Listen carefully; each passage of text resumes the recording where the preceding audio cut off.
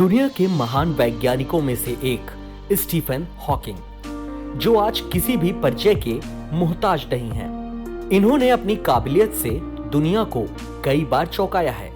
अपनी शारीरिक अक्षमता से लड़कर इन्होंने हर वो चीज पाई जिसकी लोग बस कल्पना ही कर सकते हैं। इन्होंने नामुमकिन खोजों को मुमकिन कर दिखाया है। तो आइए ले चलते हैं आपको इनके जीवन सफर की ओर। स्टीफन हॉकिंग का जन्म इंग्लैंड में 8 जनवरी 1942 को हुआ था। हॉकिंग ने जब जन्म लिया तब स्टीफन के पिता एक चिकित्सा शोधकर्ता थे। उनका नाम फ्रैंक था। वहीं इनकी माता का नाम इसोबेल था, जो चिकित्सा अनुसंधान संस्थान में एक सचिव थी। कहा जाता है कि स्टीफन को गणित में रुचि थी और वो इसी विषय में अपनी पढ़ाई करना चाहते थे, लेकिन उस वक्त ऑक्सफोर्ड विश्वविद्यालय में गणित नहीं था। बाद में उन्होंने फिजिक्स को चुना। साल 1962 में कैम्ब्रिज विश्वविद्यालय में department of applied mathematics and theoretical physical में इन्होंने ब्रह्मांड विज्ञान पर रिसर्च किया। शिक्षा के बल पर ही स्टीफन हॉकिंग ने इतनी ख्याति प्राप्त की। कहा जाता है कि 21 की उम्र में स्टीफन एक मोटोर न्यूरॉन नामक बीमारी के शिकार हो गए थे, जिसके बाद उनके डॉक्टरों ने उनसे कह दिया था कि वो 2 साल से ज्यादा नहीं जी पाएंगे। लेकिन 50 साल जीकर उन्होंने डॉक्टरों की भविष्यवाणी को गलत साबित कर दिया था। इस बीमारी के कारण उनके दिमाग को छोड़कर शरीर के बाकी हिस्से धीरे धीरे कार्य करना बंद कर देते हैं और इस बीमारी का कोई भी इलाज नहीं है। उन्होंने कहा था कि मेरी बीमारी के कारण ही मैं एक बेहतरीन वैज्ञानिक बन पाया हूं। मेरी अक्षमताओं की वजह से ही मुझे ब्रह्मांड पर किए गए शोध पर सोचने का काम मिला। मेरे अध्ययन ने यह साबित किया कि दुनिया में कोई विकलांग नहीं है।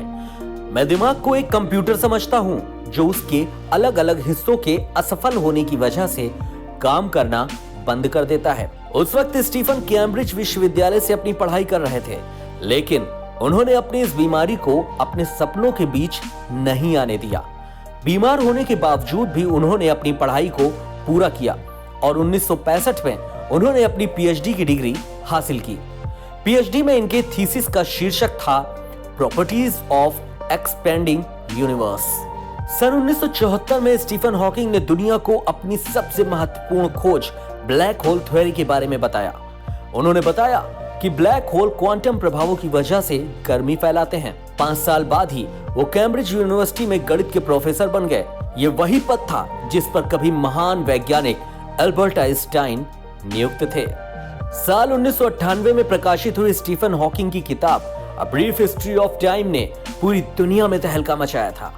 इस किताब में उन्होंने ब्रह्मांड विज्ञान के मुश्किल विषयों जैसे बिग बैंग थ्योरी और ब्लैक होल को इतने सरल तरीके से बताया कि एक साधारण पाठक भी उसे आसानी से समझ जाए। इस किताब की 1 करोड़ से अधिक प्रतियां हाथों हाथ बिक गई।